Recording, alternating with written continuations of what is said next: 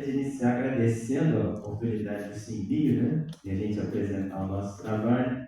Eu falo em nome da equipe composta da doutora Zana Camille de Oliveira Carvalho, eu, Otávio de Santos Correia Filho, o João Paulo Luca Morgado e nosso orientador Luiz Eduardo Pizarro Borges. Um destaque inicial, que a palavra-chave, né, do nosso trabalho é terpenos.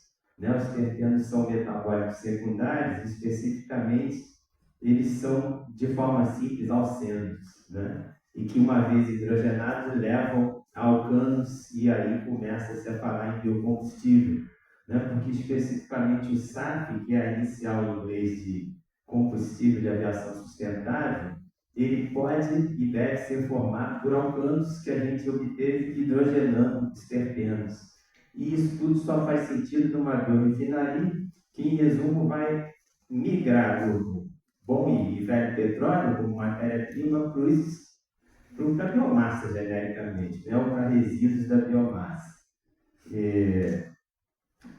Aqui a gente mostra várias rotas, né, que são tipos de SAF, de bioquerosene.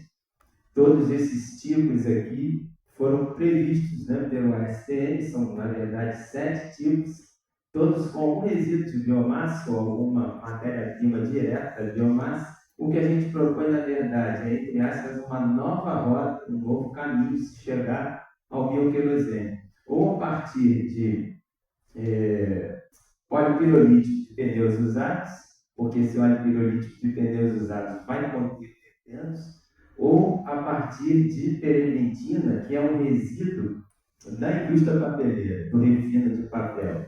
E a terebentina também tem terpenos. Então, os terpenos ou do pneu ou da terebentina hidrogenados levam ao bioquerosene. Né? E, especificamente, os biocombustíveis gostam desse ácido aqui, que chamam de drop-in, né? Que é a ideia de que o biocombustível drop-in teria composição assemelhada ao próprio querosene fóssil, que, em resumo, tem essa composição em tipos de hidrocarbonetos. Né? Vocês olhando daqui para cima à direita, vocês vão ver que cicloalcanos aromáticos e N-alcanos é em torno de 20 a 25% naquele gráfico em pix. Né? E, especificamente, os isoalcanos é um pouquinho mais, mas, resumindo, tem esses 4 tipos de hidrocarboneto no combustível fóssil, e não deve ser diferente do que o querosene. Especificamente, o processo craft, que é o refino de papel, ele pode existir a partir de madeiras de eucalipto ou de madeiras de pinos. A gente preferiu o trabalho com as madeiras de pinheiros e pinos, porque eles sim são ricos em terpenos, que é o nosso objeto de hidrogenar, né? Aqui é um resumo do processo craft, não poderia ter tempo aqui para detalhar ele, mas destaco esse canto aqui, em que onde está escrito extrativos, eu estou destacando que nos extrativos estão os terpenos que a gente objetivou hidrogenar. A nível de experimentos, nós fizemos, como falei no início, ficou faltando um T aqui, né? Eu só percebi agora na tela grande, a hidrogenação de terpenos. E a gente simulou o que nessa hidrogenação?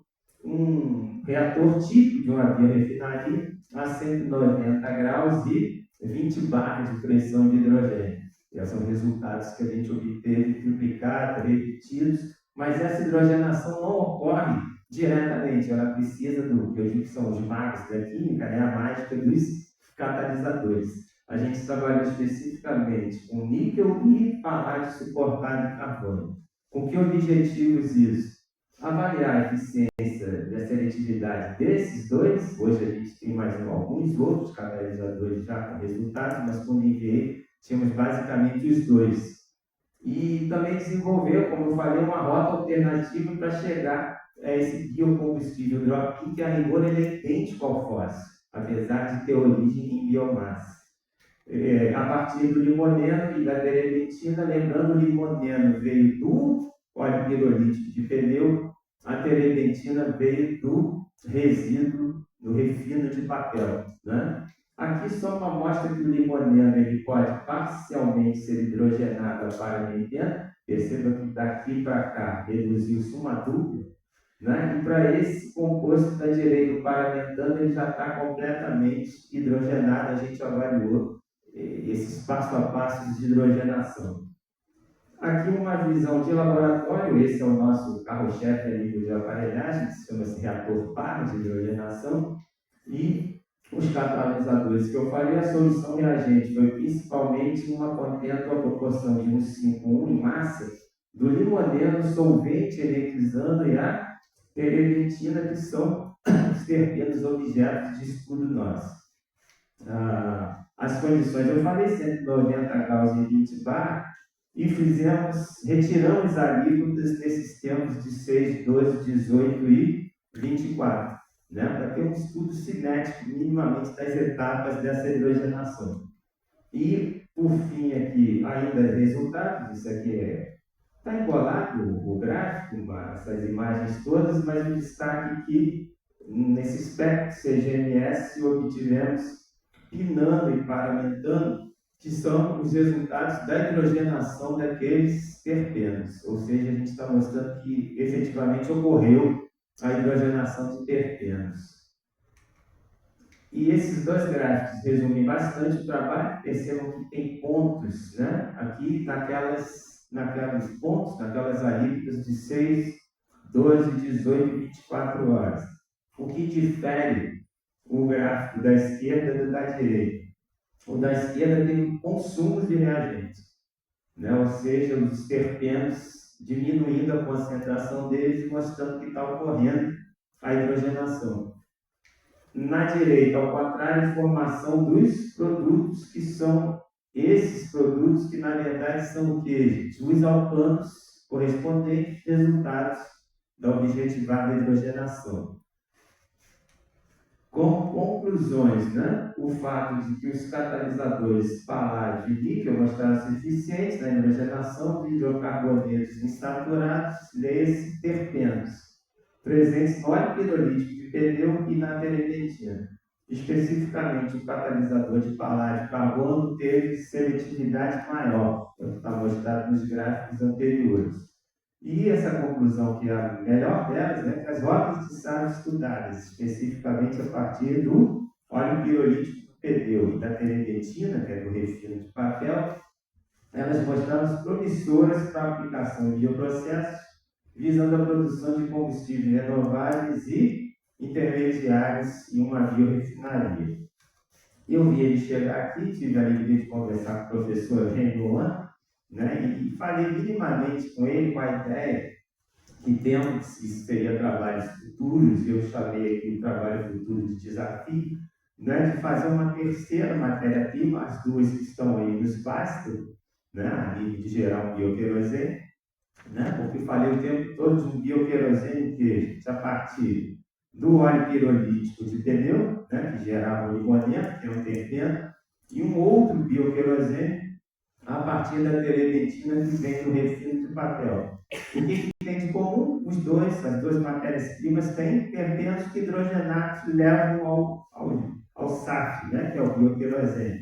Pois bem, essas matérias-primas têm o valor de serem fartas, né? Mas aqueles métodos ASTM que eu mostrei, eles preveem a ideia do blender, a ideia de você misturar bioquerosenes distintos, formando um bioquerosene misturado ou blender deles.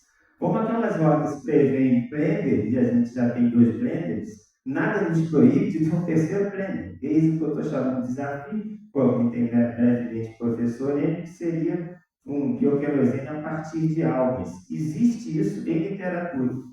E a gente não tem efetivamente nada feito com algas a nível experimental ainda. Né? Mas por que o meu interesse em algas? Por que o nosso interesse em algas? Porque elas gerariam carbono negativo. Né? Porque você vai ter a captação do CO2, então é muito simpático ambientalmente você oferecer um biocombustível 3G, né? Que, em resumo, seria um biocombustível com carbono negativo, entre aspas, isso é super simpático para as companhias de aviação. Elas vão dizer que estão com biocombustível de resíduos, a gente já está mostrando. Né? A rigor, os 2 bioquerosenes que a gente está propondo em blender, o do óleo pirolítico de pneu e o do resíduo na indústria papeleira, que é a turpentina, ele já tem um aspecto ambiental por ser partir de resíduos. Mas se a gente coloca um terceiro blender aí de algas, né, que seja carbono negativo, isso é super positivo, apesar de eu saber toda a dificuldade de se ter um biocombustível de algas. O professor destacou isso, da dificuldade, dos desafios, mas me falou, para ver a frase dele, que em pesquisa o céu é o limite. Enfim, isso dá esperança a gente de ter um terceiro blender nessa mistura de bioquerosene. Eu passei isso aqui sem querer? O último é o obrigado, agradecer. Aí, agradecer que eu vejo.